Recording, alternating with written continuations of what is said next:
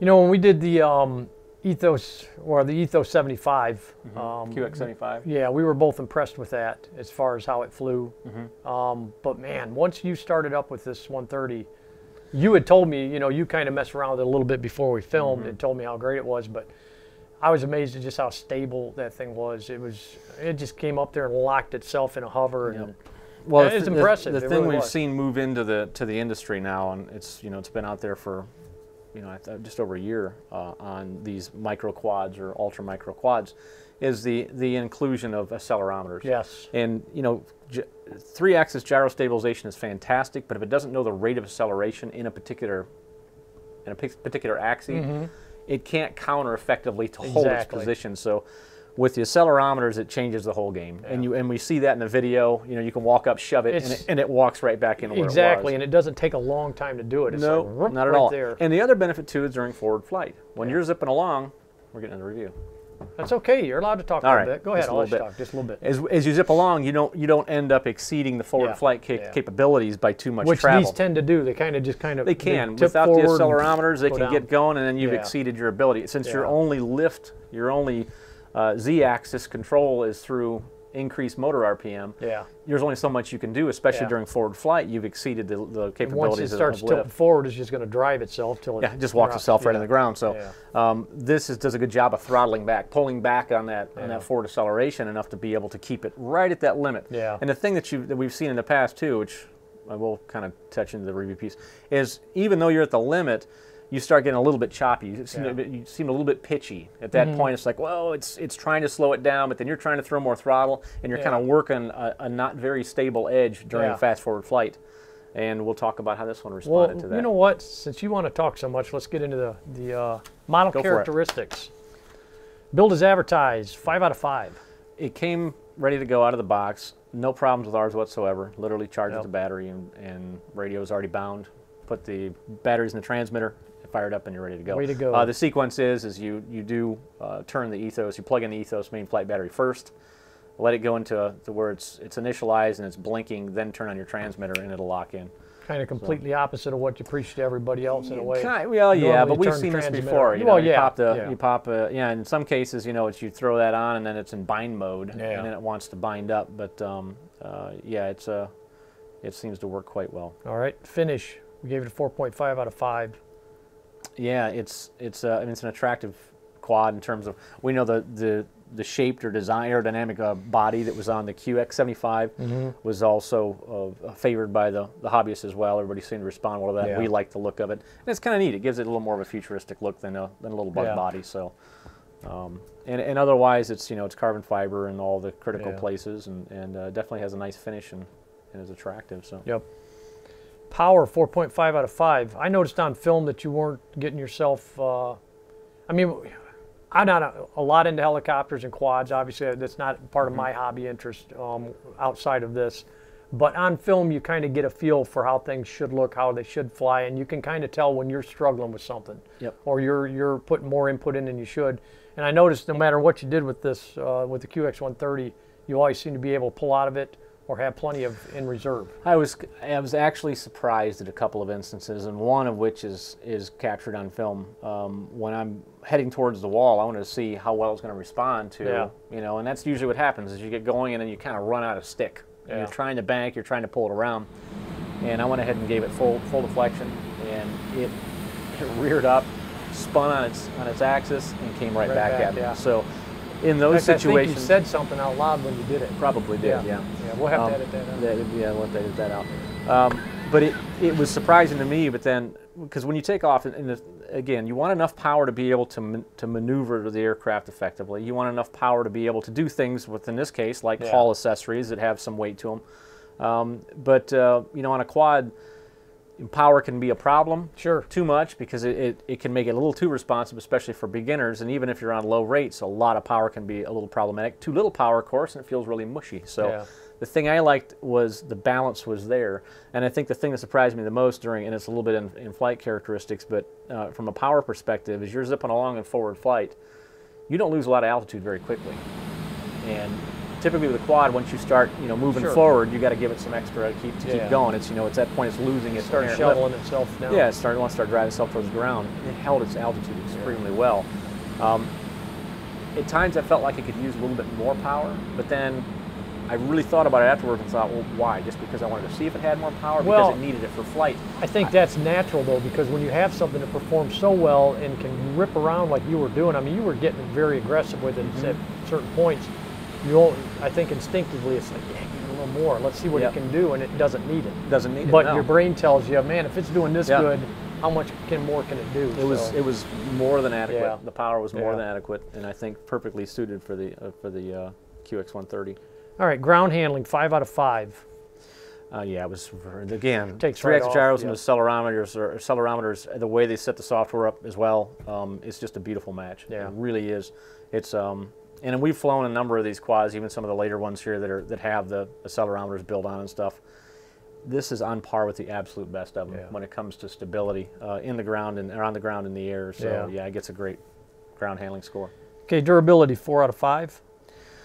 Yeah, you've got rigid blades on it, so they're a harder plastic blade. As far as durability goes, the bigger you go, the more impactful, the more power, the more damage. It's within the norms, from a durability perspective. The way the body is set up, all it uses is, kind of these little friction inserts on the body. It's just cut with tabs that come around and pinch the carbon fiber rods.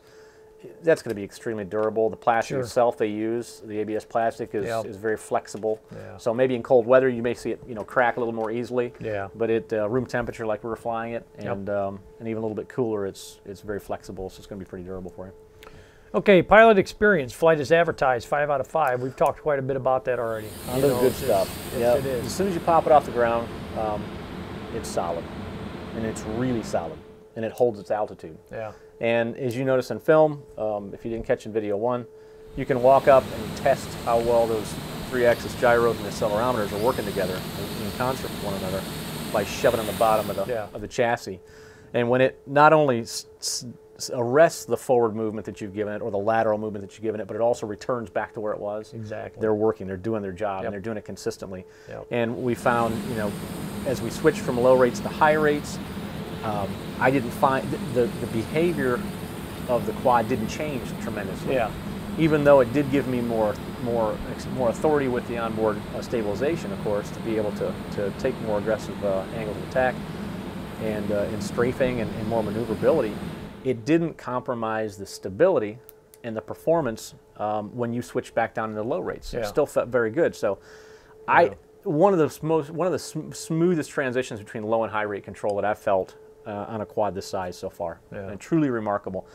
Forward speed is great. I mentioned before, loss of altitude just isn't there. I mean, I found myself working more in a half throttle on this quad than you typically do. You're kind of more into it, especially with what we're doing. We're kind of showing more aggressive flying and forward flight, and we're arresting flight, changing direction, all those things that really tax the lift. I found myself around half throttle a lot on this, which then plays into one of our other scoring elements, which comes up. But truly shocking. Truly shocking how stable, and you hate to say $4 or $99, but it's what it comes down to. There's so many small quads in this class that do perform well, and they do give you a good flight experience, but the things are expensive. For what you're really getting, they're expensive. For what you're getting, and you're paying for this technology, or that stabilization technology. You're paying for all this patented licensed stuff.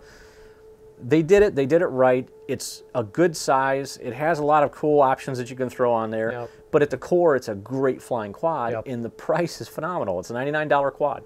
So that you can't help but have that ring in the back of your head the whole time you're flying, like, oh my gosh, this is amazing. There's so much here, there's so much here. But I would put it on par with any of the other quads in this size. I would put it head to head, from flight stability, from the predictability of the interaction between the accelerometers and the gyros. It's just a very rock solid platform that flies very, very well. So, well, from a filming standpoint, it was probably one of the easiest quads to predict where you were going. You know, I mean, it was almost like a plane. I could anticipate what move you were going to do because it would do it. I knew you were going to come around, make a turn to follow with the camera, where a lot of times with a lot of the quads, it's like you're coming, but then all of a sudden you're there, and I'm over here because you know they're just started to do a washout. I had exactly, to peg the throttle, had to recover, had to do this. Yeah, a lot of times you're like this with a quad trying to keep it in frame. It's a quad that requires the orientation skills of a helicopter, but flies much like a fixed wing aircraft. And that's kind of a good way to describe its characteristics. Sure. Well, let's get into flight time.